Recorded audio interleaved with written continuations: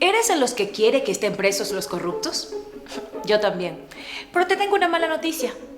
Nos están engañando.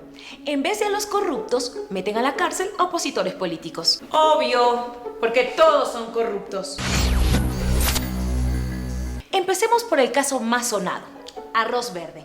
Ese al que le cambiaron de nombre para que olvidemos que empezó con una publicación de un portal de internet. Al día siguiente, allanamientos y detenciones.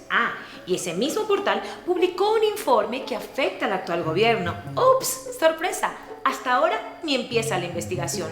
El caso se basa en un cuaderno escrito por Pamela Martínez. En ese cuaderno hay cuentas, números, fechas, nombres. ¿Qué más pruebas quieren? El problema es que ese modelo de cuaderno no existía en el 2013. Bueno, es que fue escrito en el 2018. Resulta que ese cuaderno fue escrito de memoria en un vuelo de Quito a Guayaquil. ¿Quién no puede acordarse con centavos todos los pagos que se hizo hace 5 años? Y nombres, conversaciones y hasta pensamientos. ¿Pero qué más pruebas quieren? Está la llamada de Correa Martínez. ¿Y tienen la grabación de la llamada? No tenemos nada. ¿Qué tienen para probar la llamada? El testimonio de Martínez. ¿La misma que dijo que escribió el cuaderno de memoria? Sí. Bueno, pero hay más pruebas como el testimonio de Laura Terán, que dijo que Correa daba las disposiciones por memos, correos y llamadas. ¿Y tienen algún memo o llamada? No. Entonces, las únicas supuestas pruebas son los testimonios de las 2 personas que estuvieron en prisión y salieron justo después de dar sus testimonios. No importa. Lo importante es acusarle a Correa de algún delito con el que no pueda inscribirse en el 2021. Ok. Pasemos a otro caso, el de los detenidos después de las protestas. Resulta que las protestas se dieron por una rebelión de los correístas. Así es. Pero empezaron justo después del decreto que elimina los subsidios de los combustibles y acabaron justo después de eliminado ese decreto. Sí, pero eso no tiene nada que ver. Son los correístas. Los metimos presos por rebelión. ¿Qué pruebas presentaron? Tweets gravísimos. En uno se quejan de la censura a una radio, en otro que se solidarizan con un herido y en otro hasta se quejan de las medidas del gobierno. ¿Qué tal estos? Supongo que encontraron armas. No encontramos ni un arma, pero descubrimos algo muy sospechoso. La prefecta se reunió en la prefectura. Y además, cogimos a 17 venezolanos fuera del aeropuerto de Quito. Cada uno tenía un smartphone y hasta con las mismas aplicaciones. ¿Qué aplicaciones? Uber y Cabify. ¿Ya? ¿Y no se les ocurrió que eran conductores esperando pasajeros? Bueno, pero hubo otros que quemaron la Contraloría. ¿Por qué no protegieron el edificio? Porque nos cogieron de sorpresa. No lo imaginamos.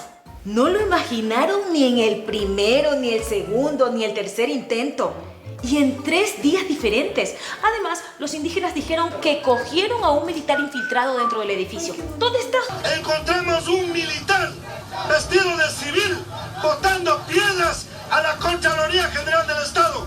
¿Y por qué le dieron prisión preventiva a la prefecta? No va a huir. Si huye, pierde su cargo. Es que es justo eso lo que queremos.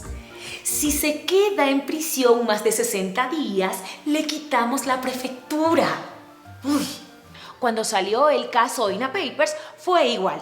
Para no hablar del tema, sacaron un escándalo en rueda de prensa de que un ruso, que luego fue suizo y luego sueco, era colaborador del Wikileaks y que era usado por Correa para desestabilizar al gobierno de Moreno. Sí, y por eso estuvo 70 días preso. ¿Y qué pruebas presentaron? Una captura de pantalla de CNT que dice que a partir de ahí no se puede ingresar sin un usuario o contraseña. Entonces quiere decir que nunca entró a donde no debía. ¿Y de cuándo es esa captura? Del 2015. Pero ahí el presidente era Correa. El caso no empezó por desestabilizar al gobierno de Moreno y que inició recién en el 2017.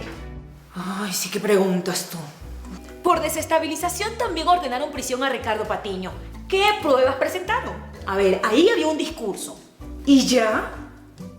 Sí, ya. Con eso han neutralizado a todos los correístas. ¿Qué tienen contra el propio Correa? ¡Un montón! como 26 casos penales. El más avanzado es el caso Balda, en el que hubo 2 presos y salieron justo después de dar un testimonio en contra de Correa, como en el caso Arroz Verde, ese sí. ¿Qué pruebas hubo en ese caso? También tenemos una llamada, pero tampoco tienen la grabación, ni el registro, ni nada. Solo el testimonio de los que estaban presos y luego salieron. Sí. Y con tantos juicios, ¿por qué no piden que la Interpol lo traiga a Correa al Ecuador? Bueno, ya pedimos, pero nos negaron. Dice que son casos políticos y no jurídicos. Tenemos otro en el que hemos pedido que vaya a prisión por subir la deuda al 75%. Pero para pedir el préstamo al FMI dijeron que la deuda era solo del 27%. Sí, es que al FMI no le podemos mentir. Ya entiendo por qué Interpol no les para bola. ¿Por qué ningún medio de comunicación critica todo esto? Es que también usamos un caso para congraciarnos con la prensa. El caso Secom. Ahí descubrimos un súper camarógrafo, uno que entrevista, graba, edita, produce, redacta, todo al mismo tiempo. Le estaba haciendo todo el trabajo a la SECOM y a sus contratistas. Entonces, los demás no hacían nada. Y por eso esos productores, periodistas y funcionarios estuvieron presos más de 80 días. Sí, pero lo importante es que logramos tener de amiga a la prensa. Entonces, con la prisión han logrado quitarse del camino a sus únicos opositores. Además de ganarse a la prensa, consiguieron una vicepresidencia, 3 asambleístas y ahora quieren una prefectura. Así, gratis, sin ganar elecciones.